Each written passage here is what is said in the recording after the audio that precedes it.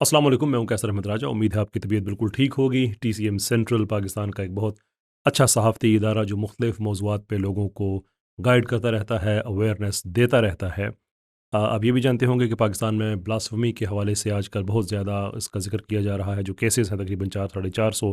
एक तरफ एक ग्रुप है जिनको ब्लास्फेमी बिज़नेस ग्रुप कहा जाता है, और एक तरफ एक ग्रुप है जिसको ब्लास्फेमी प्रोटेक्शन ग्रुप कहा जाता है। मैंने भी 2 डॉक्यूमेंट्रीज़ बनाई हैं इस सिलसिले में कि जो हक़ाइक़ हैं वो लोगों तक सामने आ जाएँ। लेकिन मुझे अफ़सोस हुआ TCM की ये डॉक्यूमेंट्री देख के कि इसमें उन्होंने एक ऐसा व्यू पॉइंट दुनिया के सामने रखा जो मैं समझता हूँ कि हकीकत से मुतसादम है। तो बहुत ज़रूरी है कि इस तरह के मामलात में इंसान फिर काउंटर नैरेटिव रखे, ताकि असल बात यह है कि लोगों तक जो अवेयरनेस है वो पहुँचे, उन्हें पता चले कि क्या हो रहा है।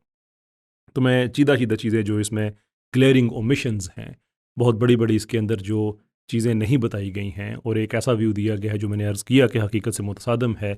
वो चीज़ें लोगों के सामने रखना ज़रूरी है ताकि इन्फॉर्मेशन पूरी तरह लोगों के सामने रहे। तो चलते हैं उस डॉक्यूमेंट्री के पहले हिस्से की तरफ। National commission for human rights की 2024 रिपोर्ट के मुताबिक 2020 से जुलाई 2024 तक 767 लोगों को तौहीन मज़हब के केसेस में गिरफ्तार किया गया है, और इस रिपोर्ट के मुताबिक ये एक सिस्टमैटिक वे से हो रहा है।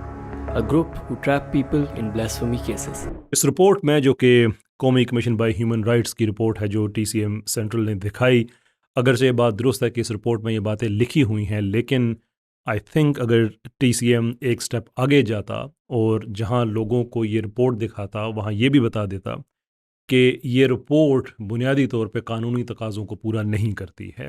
ये फॉर ऑल प्रैक्टिकल पर्पसेस आप कह सकते हैं कि ये इलीगल रिपोर्ट है, इसलिए कि लीगली कंप्लाइंट नहीं है।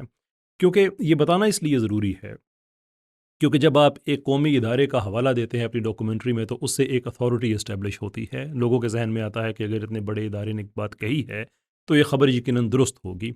लेकिन आप साथ जब ये भी बताएं कि इस रिपोर्ट की लीगल हैसियत कुछ भी नहीं है, क्योंकि ये उसी कानून के ख़िलाफ़ है जिस कानून ने इस कमीशन को एम्पावर किया है, तो फिर लोगों तक बेहतर इन्फॉर्मेशन पहुँचेगी, वो बेहतर राय कायम कर सकेंगे कि क्या हमें इस रिपोर्ट पर एतबार करना चाहिए या नहीं।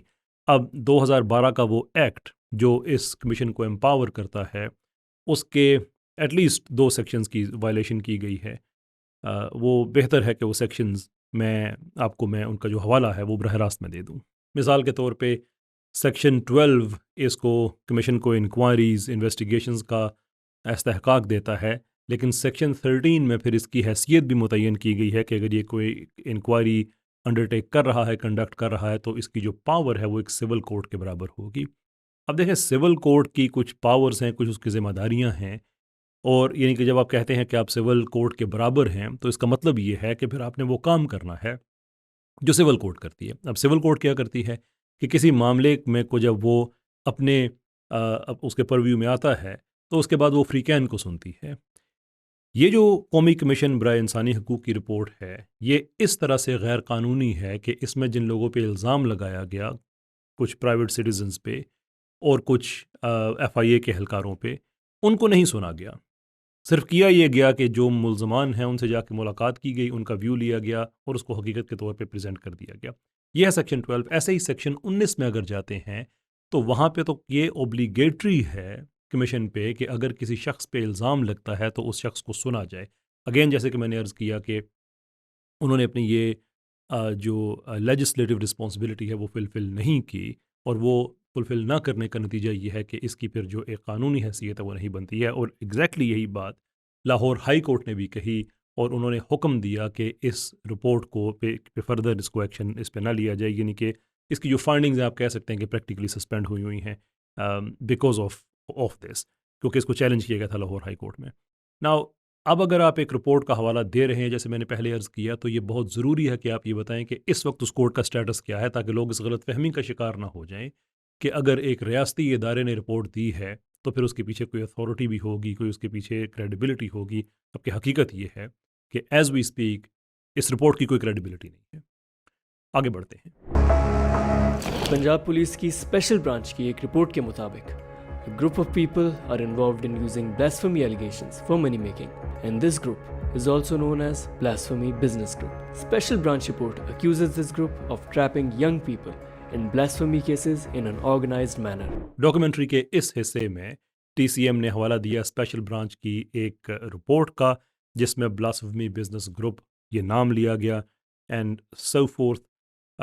لیکن اگین جو سے میں نے آگے عرض کیا کہ جب آپ کسی ادارے کا نام لیتے ہیں تو اس سے ایک اتھارٹی اسٹیبلش ہوتی ہے اور لوگ پھر گمراہ ہو سکتے ہیں کہ اگر ایک ادارہ آفیشلی کہہ رہا ہے تو پھر وہ سچ ہوگا. تو بہت ضروری ہے کہ اس رپورٹ کی بھی جو کرنٹ سٹیٹس ہے وہ بتایا جائے وہ کیا ہے.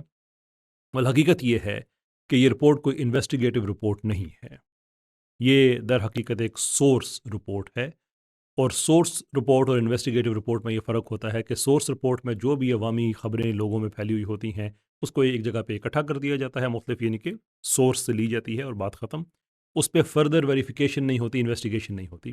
انویسٹیگیٹو رپورٹ وہ ہوتی ہے کہ جو سورس رپورٹ کو ایگزامن کرتی ہے، فردر انکوائریز کنڈکٹ کرتی ہے، جو کہ یہ رپورٹ نہیں ہے. یہ خود اسپیشل برانچ نے بھی ایکنالج کیا ہے کہ یہ محض ایک سورس رپورٹ ہے.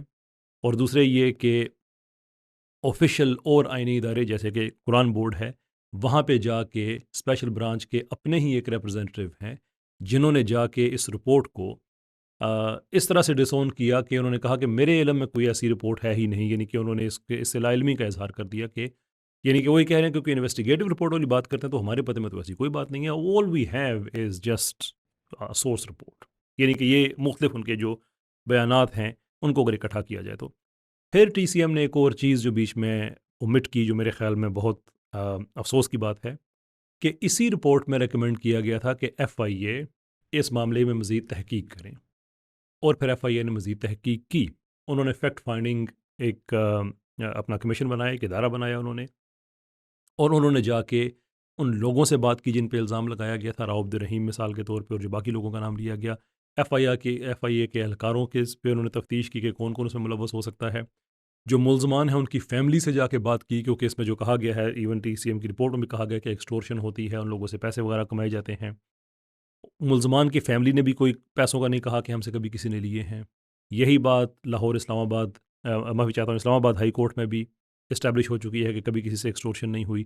اور اسلام آباد اور ہائی کورٹ میں ایف آئی اے نے جو اپنی فارمل رپورٹ سبمٹ کی ہے اس میں انہوں نے یہ کلیئرلی لکھا ہے کہ یہ ساری کی ساری انسبسٹانشیٹڈ بیس لیس یہ اسرشنز ہیں، اس کا کوئی بھی ثبوت نہیں ہے. نہ اس کا ثبوت اسپیشل برانچ والوں نے دیا اور نہ ہی اس کا ثبوت جن لوگوں پہ الزام لگا تھا ان سے کسی طرح سے ایکسٹریکٹ ہوا. دیر فور یہ رپورٹ اس کی کوئی اہمیت نہیں ہے، اور یہ بات سارے ایکسیپٹ کر چکے ہیں انکلوڈنگ اسپیشل برانچ.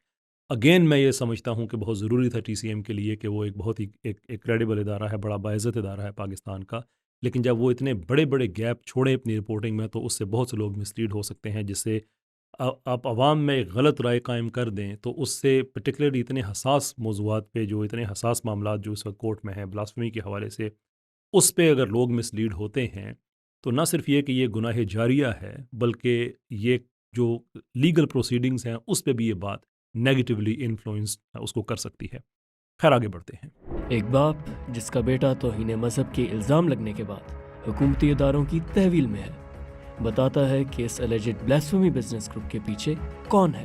بیسیکلی تو یہ ایک گروپ ہے جس کا ہیڈ ہے راؤ عبدالرحیم، اسلام آباد میں ہوتے ہیں، اور انہوں نے بنایا ہوا legal commission of blasphemy Pakistan کے نام سے ایک گروپ ہے، اور اس میں ان کے کچھ 30-35 لوگ ہیں. لیکن اس میں جو چیز ہے ان کے ساتھ لڑکیاں ہیں، اور وہ لڑکیاں لڑکوں کو ڈفرینٹ طریقوں سے ٹریپ کرتی ہیں. لائک جیسے سب سے پہلے ان کو فرینڈ شپ کے لیے ریکویسٹ کی جاتی ہے، پھر جاب کے لیے، پھر بزنس کے لیے، اور اسپین بھجوانے کے لیے. However, Rao Abdul Rahim denies these allegations. جیسا کہ آپ نے دیکھا کہ ڈاکومنٹری کے اس حصے میں انہوں نے ایک ملزم کے فیملی ممبر اس کے والد کو دکھایا اور یہ ویو دیا کہ ان صاحب نے یہ ویو دیا کہ وہی ایک سٹینڈرڈ کہانی ہے، ایک لڑکی ہے، اس نے ایک بلاسفیمس کانٹینٹ بھیجا، ایک گستاخانہ مواد کچھ بھیجا، انہوں نے آگے سے کہا کہ یہ کیا بھیجا ہے، اس نے کہا ثبوت دو وغیرہ. یہ سٹینڈرڈ کہانی چل رہی ہے. ایک تو جب اس نے ثبوت بھیجا تو وہ پھر پکڑا گیا.